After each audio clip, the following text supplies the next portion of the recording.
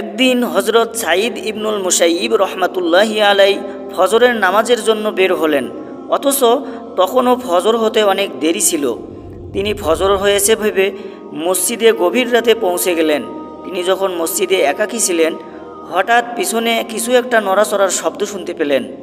আওয়াজ শুনে তিনি ভয় পেয়ে গেলেন।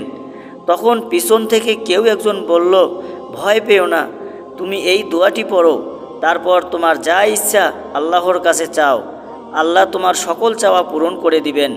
হজরত সাঈদ ইবনুল মুসাইয়িব রহমাতুল্লাহি আলাই বলেন, আমি সেই কালিমাটির সাহায্যে পরবর্তীতে যে দোয়াই করেছি, আমার সে দোয়া আল্লাহর ফজলে কবুল হয়েছে। তো দোয়াটি জানার আগে ভিডিওতে একটি লাইক করে চ্যানেলকে অবশ্যই সাবস্ক্রাইব করবেন।